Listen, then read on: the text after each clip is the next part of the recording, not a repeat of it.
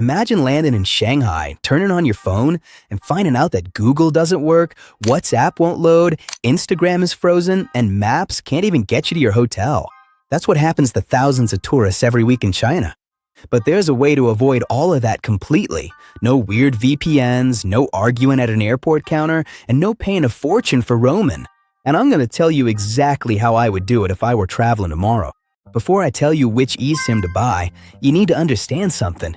Because if you don't, you'll end up buying the wrong eSIM and you'll arrive in China praying your email will load. China has what's called the Great Firewall. It's literally the most sophisticated internet censorship system in the world, and it blocks almost everything you and I use every day. Google, Gmail, YouTube, Instagram, Facebook, WhatsApp, X, Signal, ChatGPT, Netflix, most Western media, and even Wikipedia in some languages.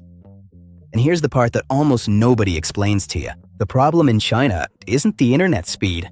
China has one of the best mobile networks on the planet, with 4G and 5G in practically every medium-sized city. The problem is where your traffic goes through. If you buy a local SIM card at the Beijing airport, you'll have super fast internet, sure, but that traffic goes through Chinese servers, and those Chinese servers are filtering everything. The result? You have full signal, but your apps won't open. And this is where a good international eSIM changes the game. When I looked into it thoroughly, I realized something brilliant. Tourist eSIMs don't route your traffic through Chinese servers.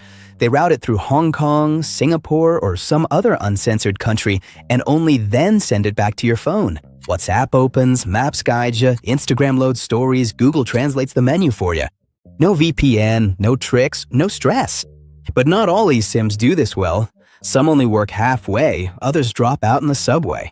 And there's one that a lot of blogs recommend, but when you read the fine print, you find out it has a catch that could ruin your trip. And that's exactly what's coming up next. I'm going to be straight with you. In 2026, there are 4 names worth considering, and each one has its ideal type of traveler. I'll tell you about them like I would if we were chatting over coffee. The first one is Maya Mobile, and this is the one that surprised me the most after digging deep into my research.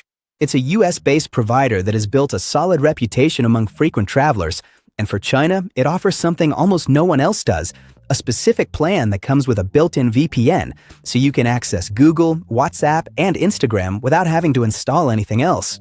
Their plans for China start at around $5 to $6 for 5 gigabytes over 5 days, and go up to options like 20 gigabytes for 30 days or an unlimited Asia plan for about $80 a month. But the real crown jewel, and this is something almost no one else in this market offers, is unlimited hotspot on all their prepaid plans. If you're traveling with a laptop, a tablet, or your partner, that alone changes the whole conversation. Another detail I like, they offer a money-back guarantee for up to 180 days if the eSIM doesn't work for you or if you cancel your trip. And the prices include taxes, so there are no surprises at checkout. What's not so great? They don't have a mobile app. Everything is managed from the web browser, which some people find odd, though honestly, I think it's less hassle. You don't have to create an account and you don't have to download anything. You get the QR code by email and headset. The second one is Airalo, and here the profile changes. Airalo is for the traveler who wants to pay exactly for what they're going to use. Their plans for China start at $4 for 1 gigabyte over 3 days, and they have options up to 50 gigabytes for about $50. They also have an unlimited option that starts at about $12 for 3 days and goes up to $70 for 30 days. They report that in China, it works without needing a VPN, letting you access all Western apps as usual. The downside? You have to keep an eye on your usage if you choose a limited plan, and some users have had trouble topping up data in the middle of their trip. The third one is Saily, which is relatively new, but it comes from the NordVPN team, which is already a pretty solid credential. What's interesting about Saily is that some of their plans include a built-in VPN-like feature, so you get an extra layer of security without having to install anything. Their plans start at around $4 to $5 to begin with, and they have unlimited options with a 5 gigabyte per day cap at maximum speed before the speed drops. Good for short trips and for users who value privacy. It may have limited access within China, so you definitely need to set it up before you get on the plane. And the fourth one is Jetpack, which is the go-to option for people traveling with multiple devices or who need to share their internet connection.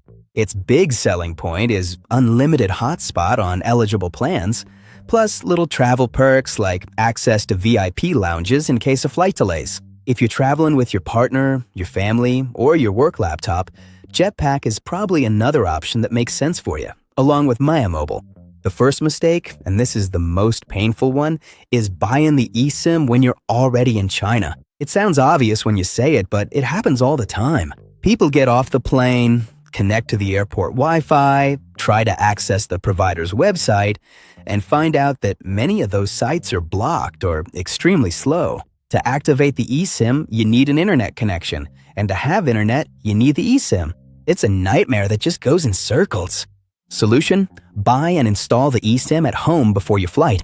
Activation usually only kicks in when you land and connect to the Chinese network, so it doesn't get used up ahead of time. This is especially useful with providers like Maya Mobile, which let you schedule the activation date in advance, so you can buy it weeks ahead and not worry about it. The second mistake is assuming your phone supports eSIM. Most modern phones do support it. iPhones from the XS model onward, Pixels from the 3, and Samsung Galaxy S20 and up. But there are exceptions, and especially there are phones bought in China that have eSIM locked. Before you pay for anything, check the manufacturer's website or go into your settings and make sure the Add Data Plan option is available. And the third mistake, the most common one, is not setting up data roaming properly when you arrive. A foreign provider's eSIM is technically roaming from an outside carrier. If you have roaming turned off, it won't connect.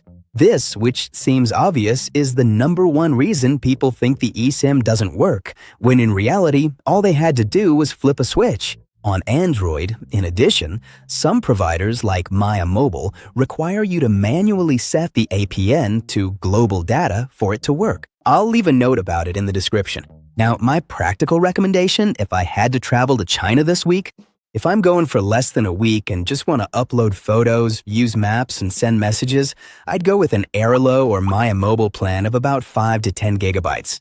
I pay for what I use, no surprises.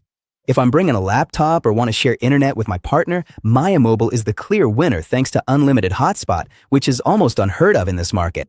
If I'm concerned about privacy or want that extra layer of protection with a VPN, I'd go with Saily or Maya's China Plus VPN plan. And if I'm traveling in a group or want perks like VIP lounge access in case of delays, Jetpack is the way to go.